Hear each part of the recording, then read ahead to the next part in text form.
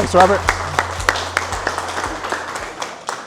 But I really appreciate you guys all coming out, and I won't go on too long so we can get to the main event, which is Frances's talk upstairs with her work.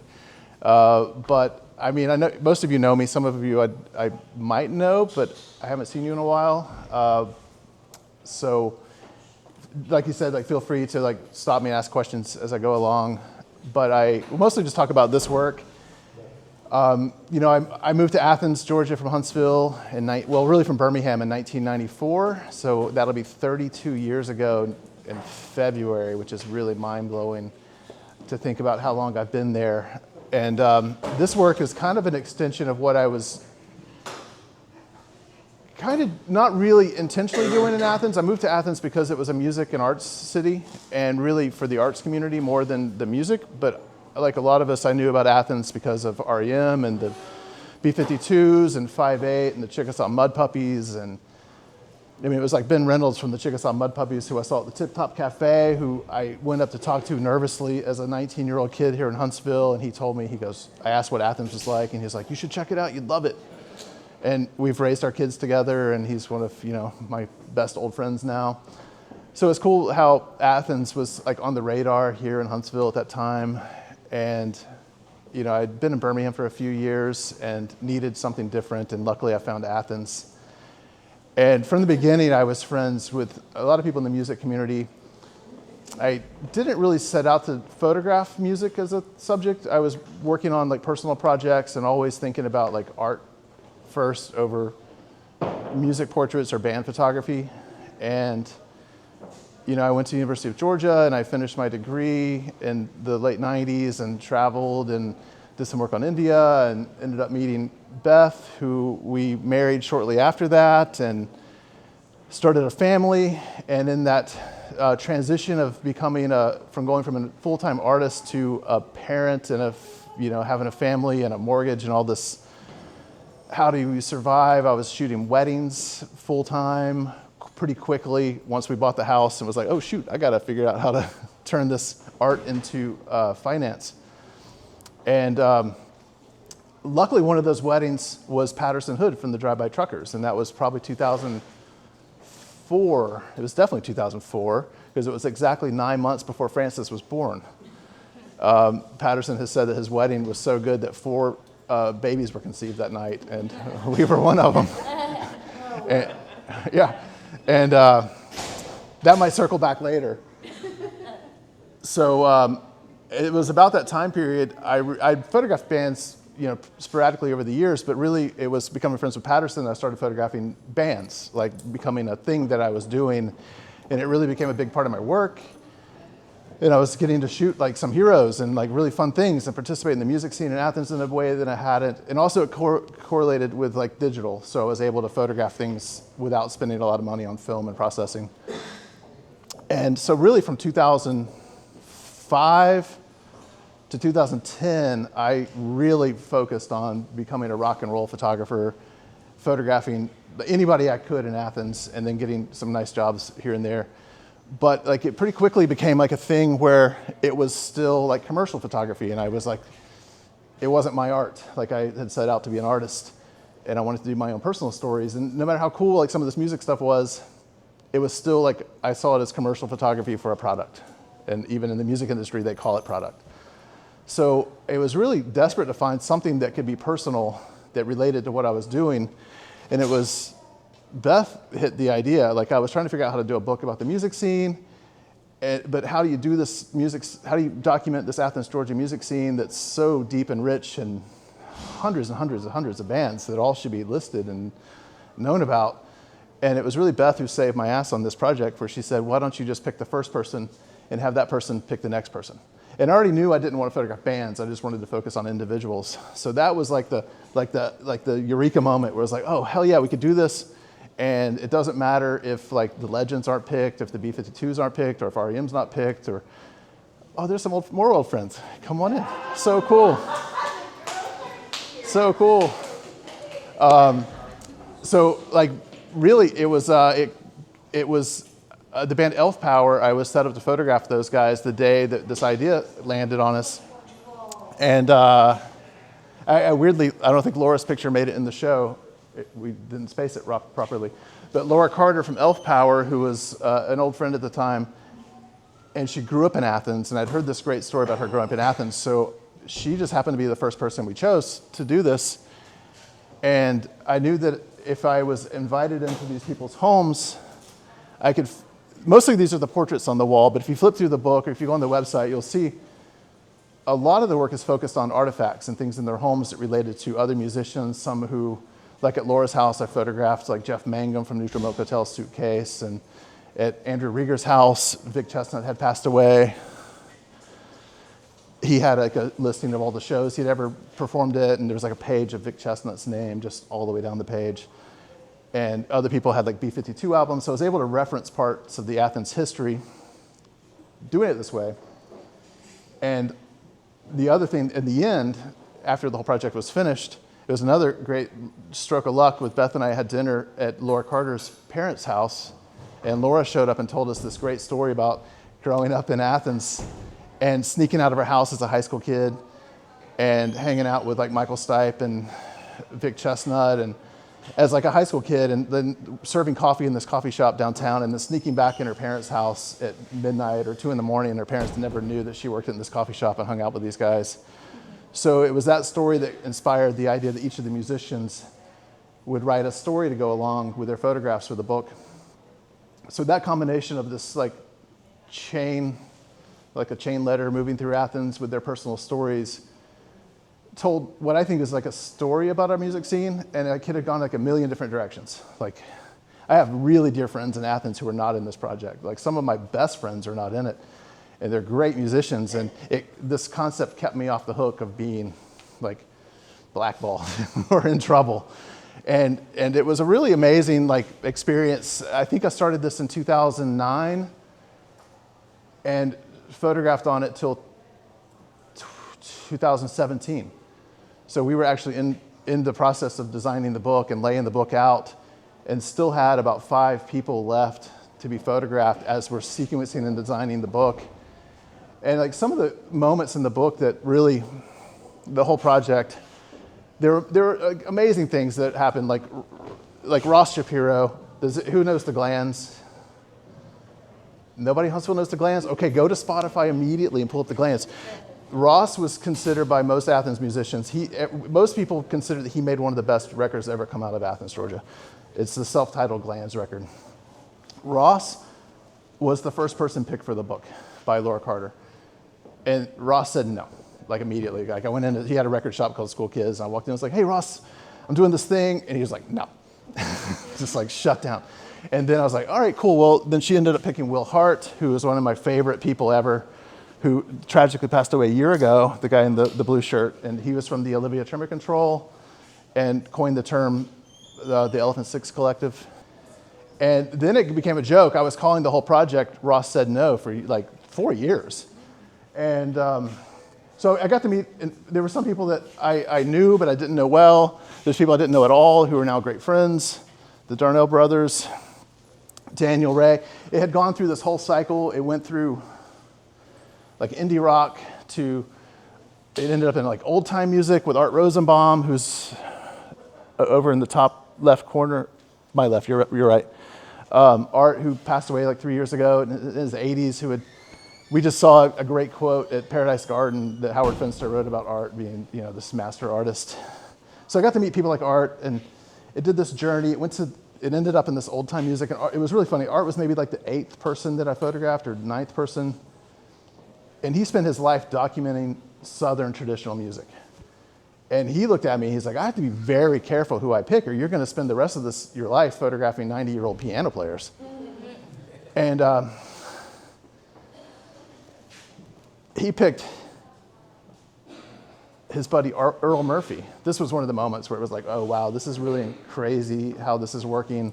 But he picked an 84-year-old fiddle player named Earl Murphy, because Earl knew somebody young who was Charlie, who was in his 60s, which is cool. So he knew that Charlie might pick somebody younger and get me back to like the Athens that I knew. This could go on a long time, but I'll tell you really quickly. So Earl, I don't think his picture made it up, because I didn't really get to photograph him. I photographed his fiddle. He died the morning of our photo shoot. They found him because I was knocking on his door and he didn't answer. And so I didn't get to meet Earl, but I did get to go about 2 or 3 months later, and his daughter had set up his kitchen table with his fiddle and all his artifacts. So I was able to document Earl. We luckily knew who he was going to pick, Charlie, which was cool. And then Charlie picked his friend Beverly Smith, who was another old-time musician, because she knew some young guys. Her boyfriend's sons had grown up in Athens. So luckily, it did this whole thing. It traveled through these things and ended up back with the Darnell boys, who picked Daniel Ray, who was one of my old favorite punk rock musicians in Athens, Georgia. And that was the moment where, for me, the project, I was like, oh, this thing is working. It's going to work. It's gone back to Athens. It's gone back to the punk scene. And then he picked Dave Marr, who called me earlier to get a recommendation for a skateboard for this baby, who's now 12. And Dave was in the first band in Athens I ever photographed called the Starroom Boys. So that was, it had gone through this whole thing. I was like, okay, this is cool. It's going to work. But then there was always this funny thing, like Patterson Hood got chosen for it, and he wanted to pick Ross. And I was like, he's not going to do it. And then he picked Don Chambers, and he wanted to pick Ross, and he ended up picking Art. And then it kept going. 4 years later, R.E.M. announced they were breaking up. And I just photographed Andrew Rieger from Elf Power the day that R.E.M. said they were breaking up. And Andrew goes, I feel like I should pick Michael. And I was like, I don't think he probably won't want to do it. He just said he's retiring. So, and I don't think Michael Stipe would have been picked for this project if it hadn't been that specific day. I think everybody would have been too cool to pick him. And it was one of those moments I had to reach out to his assistant, and luckily he wrote back and said, this sounds great, I'd love to do it, but I'm going on vacation. Can you skip me and come back to me in like 6 or 9 months? And I was like, oh, dude. So I was like, no way, I'm not skipping you. So I just waited till he got back from his vacation. And that was, I've known Michael for years, but not well. So that was kind of, an intimidating photo shoot to photograph somebody like him. But it was also cool to photograph somebody like him who you see when you're photographing him, like what a pro he is. Like he knows how to be photographed. Like the rest of us are just like whatever. But this is where it got fun, because Michael picked Andy LeMaster. And Andy, who is one of Beth's all-time favorite musicians, and mine too, but Andy, I told him the whole story about how Ross said no. And Andy looked at me and goes, I'm picking Ross. Like, I'm not giving you a choice. You got to get Ross. And I was like, damn. So I ended up waiting again. So this thing took years because of stuff like this. It took 9 months to get Michael. I think I shot Andy like a week later. And then Ross gets picked, and his record shop had closed. And I didn't know his phone number. So I was like, well, I'll just wait till I run into him. And the coolest thing happened. It was like 3 months later. He called me out of the blue, and he'd never called me at all. And he said his band was getting back together to play the grand opening of the Georgia Theater, and he needed band photos. So I was like, cool, but guess what? And I can still hear his voice. He was like, oh, man. Let me think about it, which was huge. Like, a let me think about it was massive. So then I think I waited like another 3 months, and he called me back, and he's like, hey, man, I really got to get these band photos of the Glands. Can we do it? And I was like, yeah, but will you do this thing? And he was like, I guess so, if I can pick Frank, which was super cool, because Frank's great. But what I didn't tell him is I would have done the Glands photos if he had said no. And so Ross ends up in the book. He's probably like the 21st person in the project. But what was sad and what kind of beautiful is Ross passed away it was 2016, so I don't know what year I photographed him, probably 14. I think he had cancer, and he died, and it was, it's a really sad story because nobody here knew who he was. His family had no idea that he had been considered this legend in Athens. Even his parents had no clue. They saw him as a recluse that was like a failure in his life. And then when he passed, this picture actually it wasn't this, it was a different photograph, but it got shared everywhere, like Rolling Stone, Spin, NPR, it was just like Brooklyn Vegan. It was all over the internet. And sadly and weirdly, it was that picture that led the publisher to reach out to me to see if I wanted to do a book. So without Ross, it probably would have never happened the way it happened, which is, what's that? He said no 6 times. Yeah. And I write about it in the book, but the highlight was right before he passed away. He was one of those curmudgeons that you're scared of. That I would go in to buy tickets at his first show, and I was like, he's going to judge me. Or some CD. I was like, oh. I remember buying a Red Hot Chili Pepper CD at his record shop, and I was like, is it any good? This was Californication. He goes, I suppose if you like that kind of thing. But I thought it's really beautiful that he led to the whole project becoming the book. And I can keep going on from there, but I will add, so there's this path that it followed through Athens. I mentioned that we were designing the book as it kind of came to a close. We had 5 people left. I was hoping to get 33 people. And then all of a sudden, oh shoot, this book is being published. This was 2016. And I needed to get to the finish line. And I think it was Andrea DeMarcus, who was new to Athens at the time. And then she picked Hardy Morris, who was like a great friend and one of our favorites. And then he picked Mike Mantione, who was in 5/8, who was one of those bands I saw here play at the Tip Top and inspired me to move to Athens. And I never asked anybody who they were going to pick till I got to their house. I wanted it to be a surprise. I didn't want them to tell anybody. That was like a big adamant thing. Like, don't tell. At the beginning, it didn't matter because nobody was talking about it. But by the end, I didn't want it to get away from itself. Like for you to tell her you were going to pick it, then you tell that person. I'm like 3 people back. So Mike, the second to last person, he was the only person I asked. I called him and I was like, let's shoot tomorrow. I was like, who do you think you're going to pick? And then he picked Vanessa, who's on the back right wall. And Vanessa was in Pylon, which is one of the bands I hope you know. If you don't, go online, listen to Pylon. But they were one of the founders. They were, I mean, when they talk about Athens, they'll say R.E.M, the B-52s, and Pylon. Danger Mouse recently got added to that list. I heard this week for the first time that he was on that list now as one of the founders. He's not a founder. But Vanessa was one of the people that really started the Athens music scene. And I mentioned that I had these people writing these stories for the book to help fill out what I couldn't get as a photographer. Like Art's story, because he was an expert in old-time music, he told the history of Athens, like from the old days, like what was being done in the early 1900s, and how songs were passed down, and the old-time stuff, and how it evolved into the music scene. And Vanessa's story, which I believe is on the wall, is that the one we put on the wall? Yeah, so Vanessa's story is really worth reading, and that was such an amazing gift for her to give me for the book, because in her story, she tells the whole history of the modern Athens music scene, and how her band, Pylon, when they first got together in 1978, their goal was to get into New York Rocker magazine. And within a year, they were playing with like the Talking Heads and the B-52s and all these huge shows in New York. And instead of being in New York Rocker magazine, they ended up on the cover. And she describes the cover, and then she opens up the magazine, and the story about Pylon says, and there's a new band in Athens, Georgia, you should check out called R.E.M. That's the end of the book. And it was like, fuck yeah. Like she gave me, like, so because of all these generous artists and all these amazing stories, it paints this picture that I could have never anticipated making or hoped to make. And it is fun to think about if like one person had gone in a different direction, where it would have landed. And it could have been literally hundreds of different directions and infinite. Like what are those books called? Where you choose your own adventure? Yeah. So I definitely feel like it. You guys can probably see it, but that espresso has kicked in. So I could keep going. You got one too. She was telling me you drink a lot of coffee. So yeah, we've got 3 galleries, so I don't want to go too long here, but does anybody have any questions about this?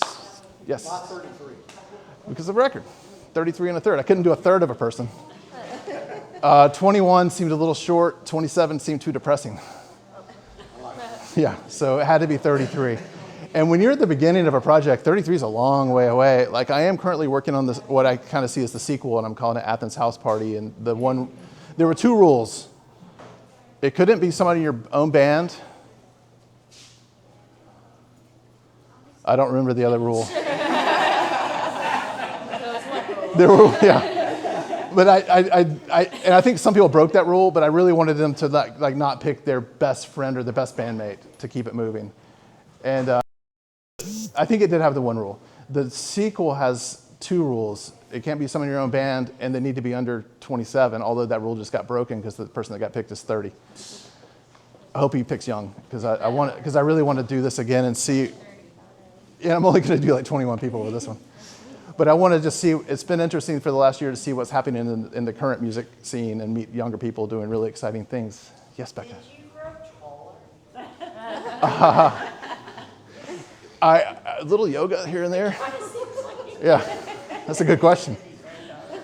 I have boots on. You knew me wearing Vans. I never wore anything but Vans. Yeah, half an inch. Yes, sir. You spoke about the concentration on artifacts throughout a lot of the photos.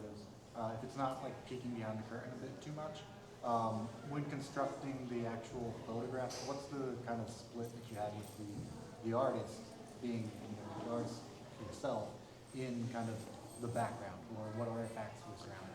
Well, there's 2 kinds of photographs. There's the portraits, and I intentionally try to shoot people like Jason. Well, this one is essentially a self-portrait. His name's Jason Griffin, but he's the one skater in the book. So if you do flip through the book, I've got photographs of his close-ups of his trucks on his skateboard ground down to the kingpin. And this is a shirt that we had in high school. Donnie probably had this one. No, I had it. So he's the reference. So there's a lot of references to personal things. There's things in the book that nobody will ever get that only I know, like entire pages where I'm like, oh, that's awesome. Nobody else will get it. But these are the portraits. So there are photographs that are just like of a typewriter. And my favorite artifact in the book is Will Hart, right there, from the Olivia Trimmer Control. You know the Olivia Trimmer Control. We got some homework to do after this, people. He has a typewriter, the green typewriter, that on their debut record that came out in the mid-96, it's called the Green Typewriter Suite. And the typewriter is an instrument on the record, and the whole thing is called the Green Typewriter Suite. You can look it up. I could put the QR code on the wall. We did that at one of the shows where you could listen to the typewriter. But I did an installation of this work at the Georgia Theater when I first showed it. And my favorite thing ever was this woman who, probably not an art fan, she was just there to see some music. But she walked through and she saw this picture of this typewriter, and she goes, sure, photograph a typewriter and say you're documenting the music scene. And I was standing right there. I was like, oh, that's awesome. And then the next day it was so good. The electrician was there installing the lights for the show, Chris Bartenfeld, and he gets there and he goes, do you know how many times I had to mic that typewriter? I was like, yes. So there's things like that. So they're, compositionally, they're, just playing with objects, and kind of like I did with the interviews. So that was the other element I didn't mention. Each artist, and if you haven't seen the book, it kind of looks like this. Vernon Thornsberry on the top left, and below him is Jill Carnes. So the book lays out like the story, who they are, then the portrait of the person, who they picked, and then the interview that they did between each other. And the interviews are fun because there's a lot of inside jokes. There's probably stuff I don't even know. So I would go through the house, they would do the interview, and I could lay the interviews out and photograph those as a page for the book, and then still look for these other cool little things. Like, there's one I love of a Frank McDonald's house who Ross picked. It's a giant jar of pennies. It's meaningless, really. It's just a jar of pennies, but in the jar of pennies, there's one guitar pick. And I think like that's a metaphor for most of the musicians. They literally get pennies. And it's like Beth's dad said when he saw the book for the first time, he flipped through the whole thing, and he's like, is everybody in Athens poor? It skews heavily for a minute. But yeah, most of the people in here are lifers who are doing this because they love it. There's, I'm looking around, and it's wild to sit here and tell you guys the story of these. These are my friends in Athens. Like these are the people I grew up with in my family and people I knew forever. But these are my friends. These are the people I've gotten to know over the last 32 years. And I could talk for hours about the cool shit we did. And I'm getting a thing that we're going on too long. Yeah, we should. Yeah, I know. Yeah. But just today, Hardy Morris. And if you don't know T. Hardy Morris, this is another one. I could give you guys homework. But T. Hardy Morris, we stopped through Paradise Garden on the way here, and Hardy and I did a video at Howard Finster's place like 15 years ago. There's just so many experiences related to all of these people. But like, this is my Athens family, and these are, Huntsville family. This is my Athens family. Literally, these are Vernon. I've known since the day I got to Athens, and Jill, And Don Chambers in the gray suit wrote a nice comment in my senior exit show, little signature book, and I was like, holy shit, Don Chambers liked my stuff. Like for years intimidated of Don Chambers, and now he's like one of my brothers. And Mike Mantione from 5'8", meditating under the monkey bars. You know. So we have a lot to talk about here, and like I said, we could go out for pizza afterwards, but I really want to take you guys upstairs so Frances can show you her show, The Uncanny Valley, which is really freaking awesome. And she'll probably tell this, but the paintings all live in Athens in people's homes because she has sold every painting in her 2 first solo shows. So these are reproductions of the paintings upstairs, but they still look amazing.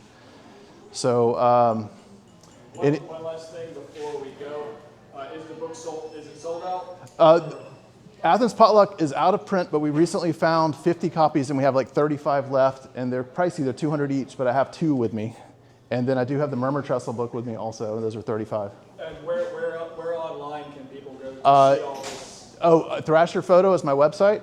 And then if you go to Thrasher Photo, there's a section that says books, and under books you can see all the Athens Potluck stuff. All right. Well,